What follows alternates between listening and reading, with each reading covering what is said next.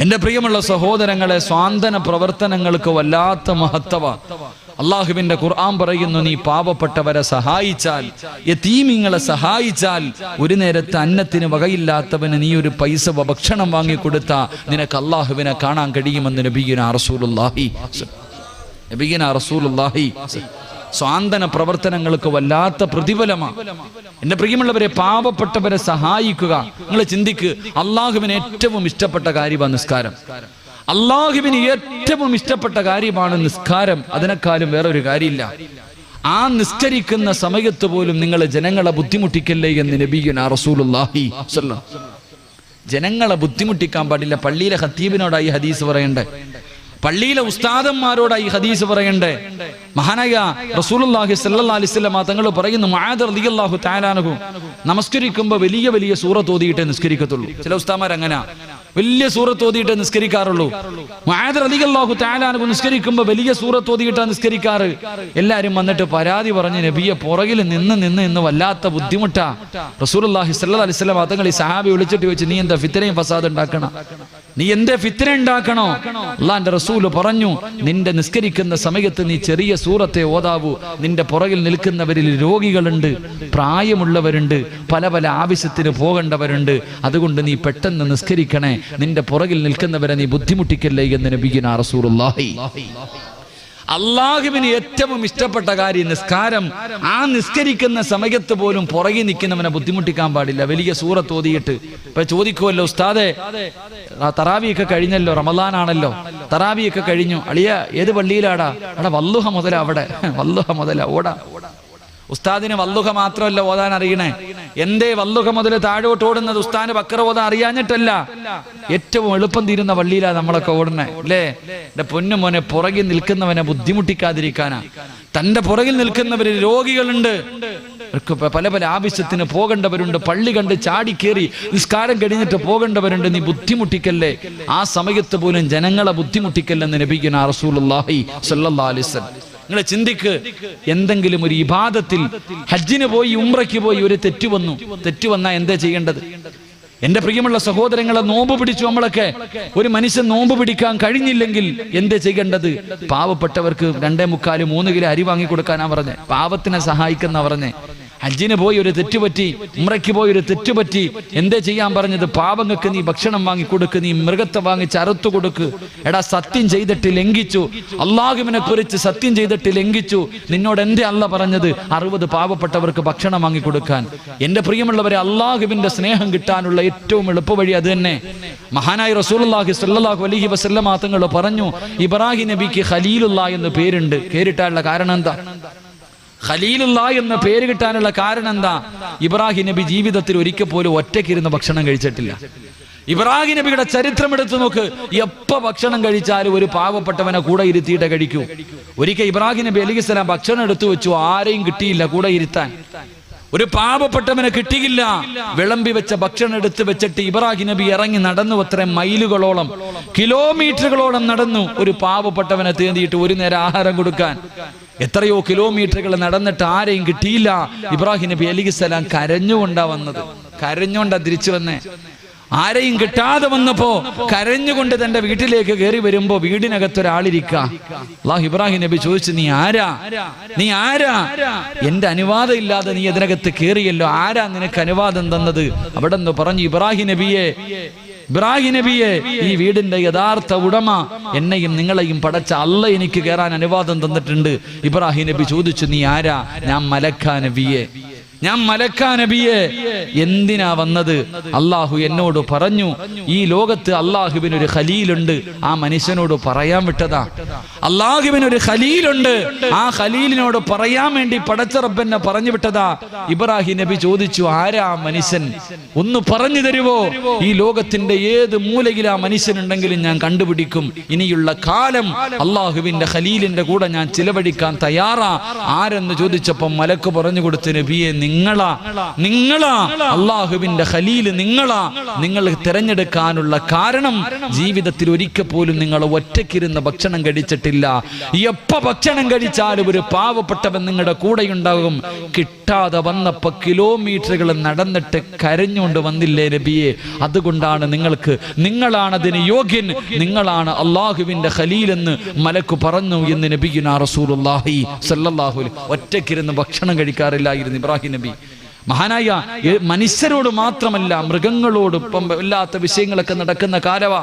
മൃഗസ്നേഹികൾ കടന്ന് നെട്ടോട്ടോടുന്ന കാലം.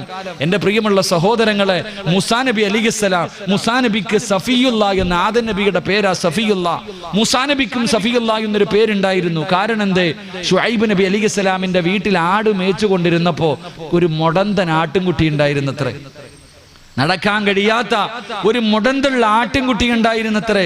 ശുഐബ് നബിയുടെ വീട്ടിലേക്ക് കൊണ്ടുപോകുന്ന വഴിയിൽ ഈ മുടന്തുള്ള ആട്ടിൻകുട്ടി ഒറ്റപ്പെട്ടു പോയി. പടച്ചവനെ, മൂസാ നബി വീട്ടിൽ പോയി നോക്കുമ്പോ ആട്ടിൻകുട്ടിയെ കാണുന്നില്ല. തെരഞ്ഞു കാലിന് മുടന്തുള്ള ആട്ടിൻകുട്ടിയെ തെരഞ്ഞു നടന്നു. അവസാനം മരുഭൂമിയിൽ ഒറ്റയ്ക്ക് നിൽക്കുന്നത് കണ്ടു.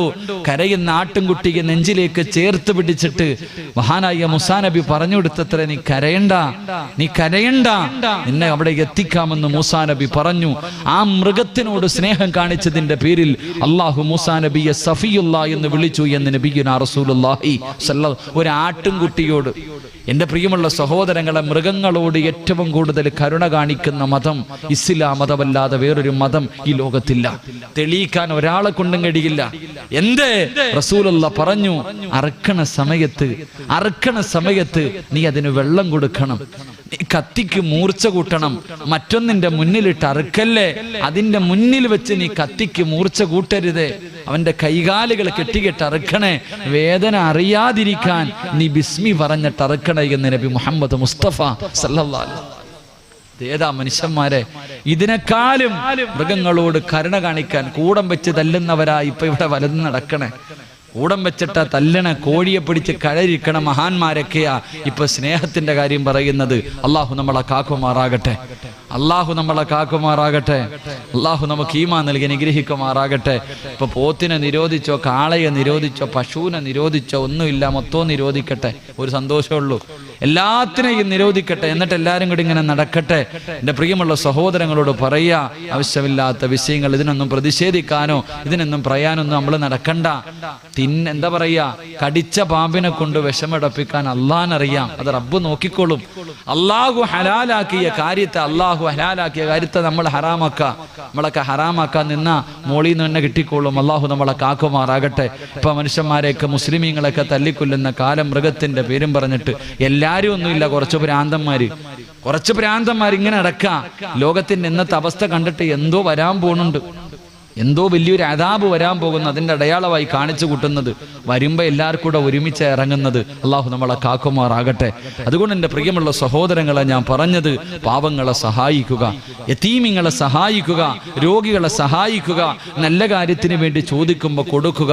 അങ്ങനെ കൊടുത്താൽ നിനക്ക് ദുനിയാവിൽ 6 പ്രതിഫലം, മരണത്തിന് ശേഷം 3 പ്രതിഫലം കിട്ടുമെന്ന് നബിയുനാ റസൂലുള്ളാഹി സ്വല്ലല്ലാഹു അലൈഹി വസല്ലമ തങ്ങൾ പറഞ്ഞു തരികയാ. എന്റെ പ്രിയമുള്ള സഹോദരങ്ങളെ, അല്ലാഹുവേ പടച്ചവനെ, എത്രയോ പാവപ്പെട്ടവരുണ്ട്, യതീമീങ്ങളുണ്ട്. വിവാഹപ്രായം കഴിഞ്ഞിട്ട് കെട്ടിച്ചു കൊടുക്കാൻ കഴിവില്ലാത്ത പാവപ്പെട്ട പെൺകുട്ടികളുണ്ടല്ലോ. വീടിനകത്തിരുന്ന് കണ്ണിനീര് കുടിക്കുന്ന പാവപ്പെട്ട മക്കളുണ്ടല്ലോ. പടച്ചവനെ, നമ്മളെല്ലാവരും പെരുന്നാളിന് പുതുവസ്ത്രങ്ങൾ ധരിച്ചിട്ട് നമ്മളൊക്കെ വല്ലാത്ത സന്തോഷവാ. നമ്മുടെ കുടുംബത്തിൽ, നമ്മുടെ വീട്ടില്, നമ്മുടെ കുടുംബത്തില്, നമ്മുടെ പരിസരങ്ങളില് എത്രയോ പാവപ്പെട്ടവര് പട്ടിണി കിടക്കുന്നുണ്ട്, തിരിഞ്ഞു നോക്കാത്തവരുണ്ടല്ലോ. എന്റെ പ്രിയമുള്ളവരെ, പാവങ്ങളെ സഹായിച്ച അള്ളാഹു തരുന്ന പ്രതിഫലം, ഒന്നാമത്തെ പ്രതിഫലം എന്തെന്നറിയുമോ? അള്ളാഹു നിന്റെ ആയുസ് നീട്ടി തരുമെന്ന് നബി മുഹമ്മദ് മുസ്തഫ അള്ളാന്റെ റസൂല് പറയുകയാ. പടച്ച റബ്ബ് നിന്റെ ആയുസ് നീട്ടി തരും. ഒരു പാവപ്പെട്ടവനെ സഹായിച്ചാ കിട്ടുന്ന പ്രതിഫലവാ. അല്ലാഹുവിന്റെ പ്രവാചകൻ സല്ലല്ലാഹു അലൈഹി വസല്ലമ തങ്ങളുടെ മുന്നിൽ മുഖറബുൽ അംലാഖ് മലക്ക് ജിബ്രീൽ അലൈഹിസ്സലാം ഇറങ്ങി വന്നിട്ട് പാതിരാത്രി അല്ലാഹുവിന്റെ റസൂലിനോട് പറയുന്നു, യാ റസൂലല്ലാഹ്, അങ്ങയുടെ കൂട്ടുകാരനായ അബ്ദുറഹ്മാൻ ഇബ്നു ഔഫ് റളിയല്ലാഹു തആല അൻഹു നാളെ രാവിലെ കച്ചവടത്തിന് പോകുകയാ നബിയേ. ഇനി തിരിച്ചു വരൂല നബിയേ, ഇനി തിരിച്ചു വരൂല നബിയേ, ഇനി തിരിച്ചു വരുന്നത് മയ്യത്താ നബിയേ. അതുകൊണ്ട് നല്ലതുപോലെ ഒന്ന് യാത്രയാക്കടേ നബിയേ. അല്ലാഹുവിന്റെ പ്രവാചകന്റെ കൂട്ടുകാരനാണ് അബ്ദുറഹ്മാൻ ഇബ്നു ഔഫ് റളിയല്ലാഹു തആല അൻഹു. പടച്ചവനെ റസൂലുള്ളാഹി സുബ്ഹി നമസ്കാരം കഴിഞ്ഞു. അല്ലാഹുവിന്റെ റസൂൽ ഇങ്ങനെ ഇരിക്കുമ്പോ അബ്ദുറഹ്മാൻ ഇബ്നു ഔഫ് റളിയല്ലാഹു തആല അൻഹു അല്ലാഹുവിന്റെ റസൂലിനോട് വന്നിട്ട് യാത്ര പറയുകയാ. അല്ലാഹുവിന്റെ റസൂലിന്റെ മുന്നിൽ വന്നിട്ട് യാ റസൂലല്ലാഹ്, ഞാൻ കച്ചവടത്തിന് പോകുകയാ നബിയേ. പറഞ്ഞു തീരേണ്ട താമസമുണ്ടല്ലോ. ലോകത്തിന്റെ നേതാവ് കെട്ടിപ്പിടിക്കുകയാണ്, അല്ലാഹുവിന്റെ റസൂല് കെട്ടിപ്പിടിക്കുകയാ. സാധാരണ അങ്ങനെ ചെയ്യാറില്ല, സാധാരണ റസൂലുള്ള അങ്ങനെ കെട്ടിപ്പിടിക്കാറില്ല. അബ്ദുറഹ്മാൻ ഇബ്നു ഔഫ് റളിയല്ലാഹു തആല അൻഹു അത്ഭുതത്തോടെ ചോദിച്ചു, യാ റസൂലല്ലാഹ്, ഇന്നെന്തേ നബിയേ പ്രത്യേകത എന്ത്? അല്ലാഹുവിന്റെ റസൂലൊന്നും മിണ്ടിയില്ല. കാരണം ഇനി തിരിച്ചു വരില്ലല്ലോ, ഇനി തിരിച്ചു വരുന്നത് മയ്യത്താണല്ലോ, പറഞ്ഞത് ജിബ്രീലാണല്ലോ. അല്ലാഹുവിന്റെ പ്രവാചകനെ യാത്രയാക്കുകയാ. പല സഹാബത്തും ചോദിച്ചു, എന്തേ നബിയേ ഇന്ന് കെട്ടിപ്പിടിച്ച് യാത്രയാക്കാനുള്ള കാരണമെന്താ? അല്ലാഹുവിന്റെ റസൂൽ പറഞ്ഞു, തിരിച്ചു വരുമ്പോൾ അത് മനസ്സിലാകും സഹാബ. എന്റെ പ്രിയമുള്ളവരെ, ദിവസങ്ങൾ കഴിഞ്ഞു. അല്ലാഹുവിന്റെ പ്രവാചകൻ ഒരു ദിവസം മസ്ജിദുൻ നബവിയുടെ മുന്നിലിരിക്കുമ്പോ മഹാനായ അബ്ദുറഹ്മാൻ ഇബ്നു ഔഫ് റളിയല്ലാഹു തആല അൻഹു ജീവനോടെ തിരിച്ചു വരികയാ, ജീവനോടെ തിരിച്ചു വരികയാ. അല്ലാഹുവിന്റെ റസൂലിന്റെ മുന്നിൽ വന്ന് സലാം പറയുകയാണ്. അല്ലാഹുവിന്റെ പ്രവാചകൻ അത്ഭുതപ്പെട്ടു പോയി. കാരണം മയ്യത്ത് വരൂ എന്ന് ജിബ്രീൽ പറഞ്ഞതാ, പക്ഷേ ജീവനോടെ വന്നിരിക്കുന്നല്ലോ. അല്ലാഹുവിന്റെ റസൂൽ ചോദിച്ചു, ജിബ്രീൽ എന്തേ സംഭവിച്ചത്, എന്തേ സംഭവിച്ചത്? യാ റസൂലല്ലാഹ്, അബ്ദുറഹ്മാൻ ഇബ്നു ഔഫ് റളിയല്ലാഹു തആല അൻഹു തന്റെ കൂടെ വന്നവർ മുഴുവനും പടച്ചവരെ പോകുന്ന വഴിയില് അല്ലാഹുവേ ഭക്ഷണം തയ്യാറാക്കാൻ ഒരു വീടിന്റെ മുന്നിൽ ചെന്നിട്ട് ചോദിച്ചു, ഞങ്ങൾക്ക് അല്പം സൗകര്യം തരുമോ? ഞങ്ങൾ അല്ലാഹുവിന്റെ പ്രവാചകന്റെ സഹാബത്താ, ഞങ്ങൾക്ക് ഭക്ഷണം വെക്കാൻ അല്പം സൗകര്യം ചെയ്തു തരുമോ? ഒരു പ്രായമുള്ള ഉമ്മയോട് ചോദിക്കുമ്പോ അല്ലാഹുവേ ഞങ്ങളെ സൗകര്യം തരാ. അവർ മുഴുവനും സഹാബത്ത് മുഴുവനും നിസ്കരിച്ചിട്ട് തിരിച്ചു വരുമ്പോ കഴിക്കാനുള്ള ഭക്ഷണം തയ്യാറാക്കി വെച്ചിരിക്കുകയാണ്, കഴിക്കാനുള്ള ഭക്ഷണം തയ്യാറാക്കി വെച്ചിരിക്കുകയാ. അല്ലാഹുവേ സഹാബത്ത് അബ്ദുറഹ്മാൻ ഇബ്നു ഔഫ് റളിയല്ലാഹു തആല അൻഹുവരോട് അവിടെന്ന് പറഞ്ഞു, ഇത്രയും ഭക്ഷണം തയ്യാറാക്കാൻ ഈ പ്രായമുള്ള ഉമ്മയെ കൊണ്ട് കഴിയില്ല. ഈ വീടിനകത്ത് വേറെ ആരോ ഉണ്ട്, ഈ വീടിനകത്ത് വേറെ ആരോ ഉണ്ട്. അബ്ദുറഹ്മാൻ ഇബ്നു ഔഫ് തങ്ങൾ ചോദിച്ചു, ഉമ്മ ഈ വീടിനകത്ത് നിങ്ങളല്ലാതെ ആരെങ്കിലും ഉണ്ടോ? ആ സമയത്ത് ആ പ്രിയപ്പെട്ട മാതാവ് കരന്നുകൊണ്ട് പറയുന്നു, തങ്ങള് യതീമായ 2 പെൺകുട്ടികളുണ്ട്, ഒരുപാട് പ്രായമായ യതീമായ 2 പെൺകുട്ടികൾ എന്റെ വീടിനകത്തുണ്ട്. അല്ലാഹുവേ വിവാഹപ്രായം കഴിഞ്ഞിരിക്കുകയാ, അവരാരും വിവാഹം കഴിക്കുന്നില്ല. അല്ലാഹുവിന്റെ പ്രവാചകന്റെ സ്വഹാബത്തിന് ഭക്ഷണം വെച്ചു കൊടുത്താൽ അതിന്റെ ബർക്കത്ത് കൊണ്ടെങ്കിലും അല്ലാഹു ഞങ്ങൾക്കൊരു ജീവിതം തരുമെന്ന് കരുതിയിട്ട് എന്റെ മക്കളാണ് ഭക്ഷണം വെച്ച് തന്നതെന്ന് പറയുമ്പോ അബ്ദുറഹ്മാൻ ഇബ്നു ഔഫ് റളിയല്ലാഹു തആല അൻഹുവിന്റെ കണ്ണ് നിറയുകയാ. അദ്ദേഹത്തിന്റെ കൂടെ വന്നവരെ വിളിച്ചിട്ട് പറയുന്നു, ആരെങ്കിലും ഈ പെൺമക്കൾക്ക് ഒരു ജീവിതം കൊടുക്കുവോ? ഈ 2 പെൺകുട്ടികൾ ആരെങ്കിലും വിവാഹം കഴിക്കുവോ? നിങ്ങൾക്ക് ആവശ്യമുള്ള സമ്പത്ത് ഞാൻ തരാ. അല്ലാഹുവേ അസ്റായിൽ അലൈഹിസ്സലാം റൂഹ് പിടിക്കാൻ ഇറങ്ങി വരികയാ. അസ്റായിൽ അലൈഹിസ്സലാം റൂഹ് പിടിക്കാൻ വേണ്ടി ഇറങ്ങി വരുന്ന സമയത്താണ് യതീമായ 2 പെൺകുട്ടികളുടെ വിവാഹം മഹാനായ അബ്ദുറഹ്മാൻ ഇബ്നു ഔഫ് റളിയല്ലാഹു തആല അൻഹു അവിടെ നിന്ന് നടത്തി കൊടുക്കുന്നത്. ആ സമയത്ത് അല്ലാഹു വിളിച്ചിട്ട് പറയുന്നു, അസ്റായിലേ റൂഹ് പിടിക്കല്ലേ, റൂഹ് പിടിക്കല്ലേ. ആ സഹാബിക്ക് ഞാൻ ഞാൻ ആയുസ് നീട്ടിക്കൊടുത്തിരിക്കുകയാ. അതുകൊണ്ട് എന്റെ പ്രിയമുള്ളവരോട് പറയുകയാ, പാവപ്പെട്ടവരെ സഹായിച്ചാൽ, യതീമീങ്ങളെ സഹായിച്ചാൽ, ഒരു നേരത്തെ മരുന്നിന് വകയില്ലാത്തവന് മരുന്ന് വാങ്ങിക്കൊടുത്ത പടച്ചുറപ്പ് നിനക്ക് തരുന്ന ഒന്നാമത്തെ പ്രതിഫലമെന്ത്? അല്ലാഹു നിന്റെ ആയുസ് നീട്ടിത്തരുമെന്ന് നബി മുഹമ്മദ് മുസ്തഫ. രണ്ടാമത്തെ പ്രതിഫലം എന്തെന്നറിയുമോ? രണ്ടാമത്തെ പ്രതിഫലമെന്ത്? അല്ലാഹു ദുർമരണങ്ങളെ തൊട്ട് നിന്നെ കാക്കുമെന്ന് നബി മുഹമ്മദ് മുസ്തഫ. ആത്മഹത്യ കൂടുന്ന കാലമല്ലേ, ആത്മഹത്യ വല്ലാതെ വർദ്ധിക്കുന്ന കാലമല്ലേ എന്റെ പ്രിയമുള്ളവരെ. അങ്ങനെ ഒരു മരണത്തെ തൊട്ട് നിന്നെ പടച്ചവനെ സംരക്ഷിക്കുകയാ. മൂന്നാമത്തെ പ്രതിഫലമുണ്ട്, അല്ലാഹുവിന്റെ കോപത്തിൽ നിന്ന് നീ രക്ഷപ്പെടുകയാണ്, പടച്ചവന്റെ കോപത്തിൽ നിന്നുള്ള രക്ഷയാണ്. നാലാമത്തെ പ്രതിഫലമുണ്ട്, വിവാഹം കഴിഞ്ഞിട്ട് ഉസ്താദ് കണ്ണുനീര് കുടിക്കുന്ന ഭർത്താക്കന്മാരുണ്ടല്ലോ.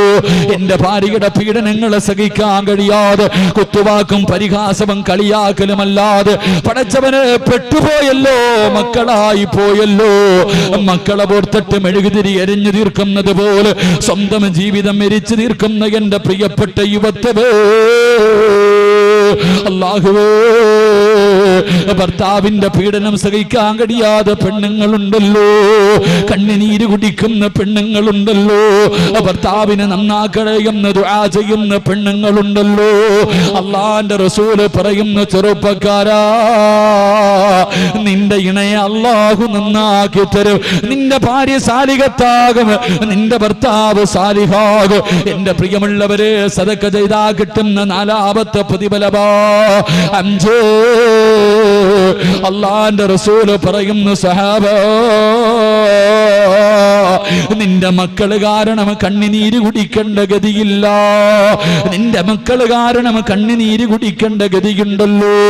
നാട്ടുകാരുടെ മുന്നിൽ കളിയാക്കുന്ന, നാട്ടുകാരുടെ മുന്നിൽ നാണം കെടുത്തുന്ന, നാട്ടുകാരുടെ മുന്നിൽ തല ഉയർത്തിയിട്ട് നടക്കാൻ കഴിയാത്ത അവസ്ഥയുണ്ടല്ലോ. 18 19 വർഷക്കാലം പോറ്റി വളർത്തിയ പൊന്നുപോൾ നാട്ടുകാരുടെ മുന്നിൽ മുഴുവനും നാണം കെടുത്തിയിട്ട് കണ്ടവന്റെ കൂടെ ഇറങ്ങിപ്പോകുമ്പോ നാണം കെട്ട് നടക്കുന്ന ഒരവസ്ഥയുണ്ടല്ലോ. കള്ളു കുടിച്ചിട്ട് വീട്ടിൽ കയറി വന്ന് ഉപ്പയെ തല്ലുന്ന മക്കളുണ്ട്, ഉമ്മാനെ ചീത്ത വിളിക്കുന്ന മക്കളുണ്ട്.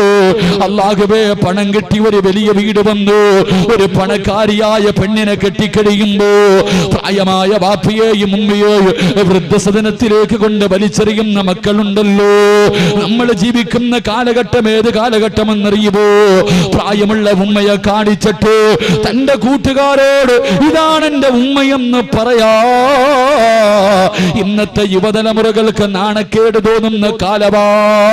സ്വന്തം ഉമ്മയെ ചാക്കിനകത്ത് കെട്ടിയിട്ട്, രോഗം പിടിച്ച പ്രായമുള്ള ഉമ്മാനെ ചാക്കിൽ കെട്ടിയിട്ട്, അല്ലാഹുവേ, റോഡിന്റെ ചാരത്ത് കൊണ്ടുവന്ന് തെള്ളിയിട്ടിട്ട് പോകുന്ന മക്കളുടെ കാലവാ. എന്റെ പ്രിയമുള്ള ചെറുപ്പക്കാരാ, എന്റെ പ്രിയമുള്ള വാപ്പാ, റസൂലുള്ള പറയുന്നു, നിനക്ക് കിട്ടുന്ന പ്രതിഫലം എന്തെന്നറിയുമോ?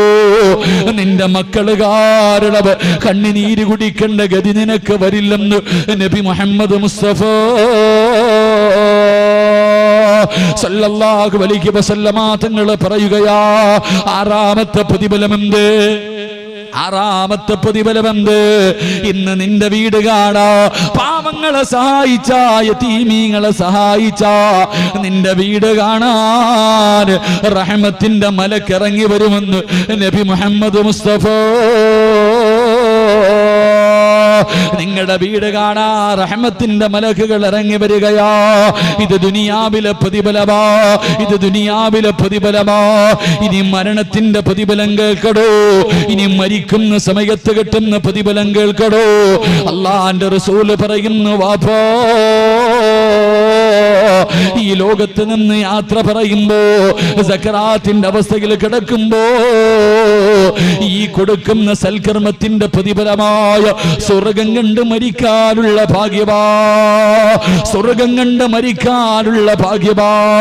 പ്രസവ വേദന അനുഭവിച്ചിട്ട് മരണവേദനയാണെന്ന് പറയുന്ന പെണ്ണ് യതീമായ മക്കളെ സഹായിച്ച, പാവങ്ങളെ സഹായിച്ച, അല്ലാഹുവിന്റെ ഖുർആൻ പഠിക്കുന്ന സ്ഥാപനങ്ങൾക്ക് കൊടുത്ത, അള്ളാഹുവിന്റെ പള്ളിക്ക് കൊടുത്ത, മദ്രസയിൽ പഠിക്കുന്ന മക്കൾക്ക് കിതാബ് വാങ്ങിക്കൊടുത്ത, ഇതുപോലെയുള്ള നല്ല സദസ്സുകൾക്ക് കൊടുത്ത അള്ളാഹു നിങ്ങൾക്ക് തരുന്ന പ്രതിഫലം മരിക്കുന്ന സമയത്ത് കണ്ടിട്ട് മരിക്കാനുള്ള ഭാഗ്യവാ.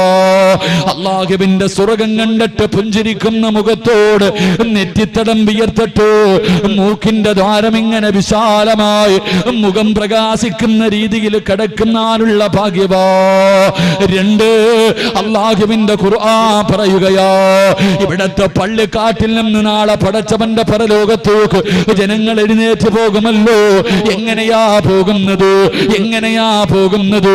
പട്ടിയുടെയും പന്നിയുടെയും കഴുതയുടെയും പേപ്പട്ടിയുടെയും പിൻകാരങ്ങളിൽ കൊടികുത്തി വെച്ച് ഇടഞ്ഞും നടന്ന കുഷ്ഠരോഗിയെ പോലെ ഉഹുദ് വലിപ്പമുള്ള വയറ് വലിച്ചുകൊണ്ട് 41 വിഭാഗത്തിൽ അല്ലാഹുവിന്റെ പ്രവാചകന്റെ സമുദായം നാളെ പടച്ചവന്റെ പരലോകത്തേക്ക് കടന്നു ചെല്ലുമ്പോ ഒരു വിഭാഗം ജനങ്ങളുണ്ടല്ലോ, ഇവിടത്തെ പള്ളിക്കാട്ടിൽ നിന്ന് എഴുന്നേൽക്കുകയാ.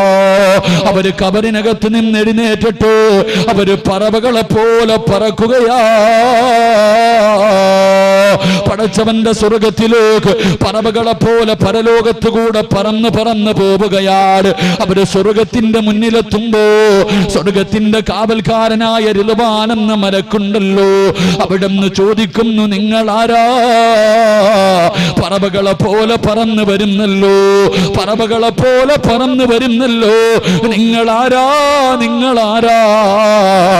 നിങ്ങൾക്ക് ഈ പ്രതിഫലം കിട്ടാറുള്ള കാരണമെന്താ? ആ സമയത്തിന്റെ പ്രിയമുള്ളവരെ, റിദ്വാൻ എന്ന മലക്ക് അത്ഭുതത്തോടെ ചോദിക്കുകയാണ്, ഹൽ റഅയ്തു ഹിസാബ്, ഹൽ റഅയ്തു സിറാത്ത്. ഇത്ര പെട്ടെന്ന് കഴിഞ്ഞു, ഇത്ര പെട്ടെന്ന് നിന്റെ വിചാരണ കഴിഞ്ഞു, നീ സിറാത്ത് കടന്നിട്ടാടോ വന്നത്? എന്റെ പ്രിയമുള്ളവരെ, പറക്കാ മോഹമുണ്ടോ? പറക്കാ മോഹമുണ്ടോ? അല്ലാഹുവിന്റെ ഖുർആനാ പറഞ്ഞത്, വയുതഇമൂന തആമ അലാ ഹുബ്ബിഹി മിസ്കീനൻ വയതീമൻ വഅസീറാ ഇന്നമാ നുതഇമുകും ലിവജിഹില്ലാഹ് ലാ നുരീദു മിൻകും ജസാഅൻ വലാ ശുകൂറാ ഇന്നാ നഖാഫു മിർ റബ്ബിനാ യൗമൻ അബൂസൻ ഖംതരീറാ ഫബകാഹുമുല്ലാഹു ശർറ ദാലികൽ യൗം. പടച്ചുറപ്പേ, ഏറ്റവും ശർറായ ദിവസം നിനക്ക് വിജയമാ.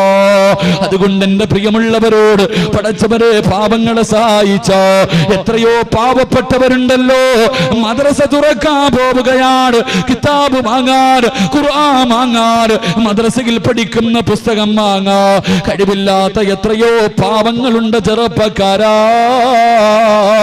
കൊടുത്താ കിട്ടുന്ന പ്രതിഫലമാ അല്ലാഹു നിനക്ക് തരുന്ന പ്രതിഫലം പറവയെ പോലെ പടച്ചവന്റെ പരലോകത്തിന്റെ മുകളിലൂടെ പറക്കാറുള്ള ഭാഗ്യവാ.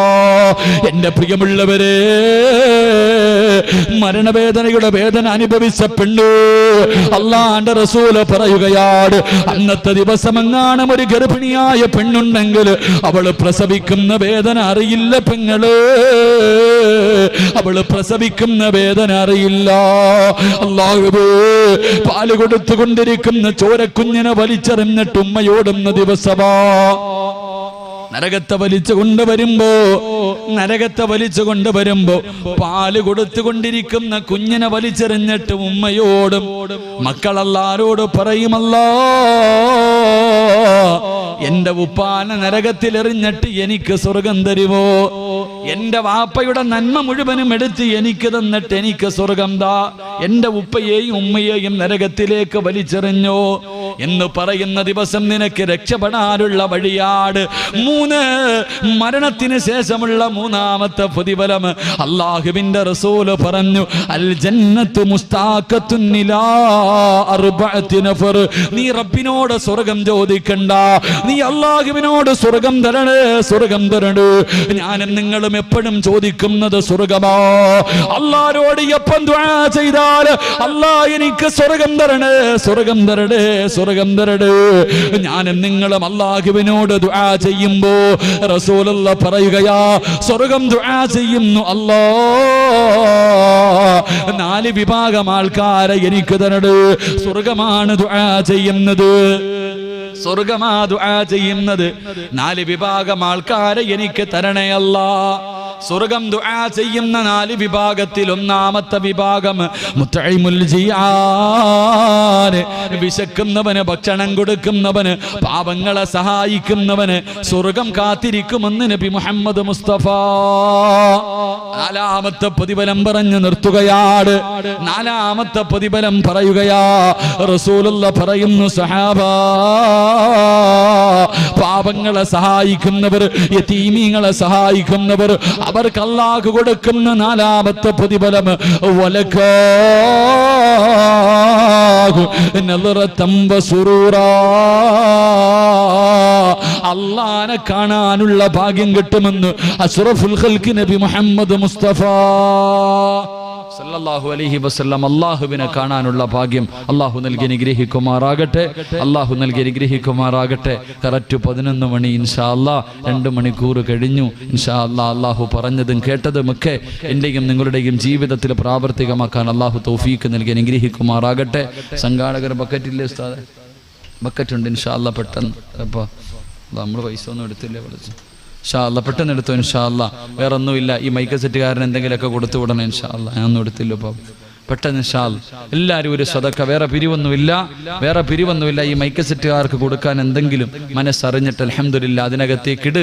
റബ്ബേ, ഇത്രയും പ്രതിഫലം, 10 പ്രതിഫലം ഞാൻ പറഞ്ഞു, 10 പ്രതിഫലം. ബിസ്മില്ലാ, 10 പ്രതിഫലം ഞാൻ പറഞ്ഞു തന്നു. പ്രതിഫലം ബാക്കി പൈസ ഇട്ടില്ലെങ്കിൽ ആരും എഴുന്നേറ്റ് പോകരുത്. 50 കൊല്ലം ചെയ്ത പാവം പൊറുക്കണ സൂറത്തും കൂടെ ഓതിയിട്ട് പൊക്കോ ഇൻഷാ അല്ലാഹ്. എല്ലാവരും മനസ്സറിഞ്ഞിട്ടൊരു സദക്ക അല്ലാഹു കബൂലാക്കുമാറാകട്ടെ. സല്ലല്ലാഹു അലാ മുഹമ്മദ്, സല്ലല്ലാഹു അലാ മുഹമ്മദ്, സല്ലല്ലാഹു അലൈഹി വസല്ലം, സല്ലല്ലാഹു അലാ മുഹമ്മദ്, സല്ലല്ലാഹു അലൈഹി വസല്ലം. അല്ലാഹുമ്മ സല്ലി അലാ മുഹമ്മദ്, യാ റബ്ബി സല്ലി അലൈഹി വസല്ലിം. അല്ലാഹു സ്വീകരിക്കുമാറാകട്ടെ.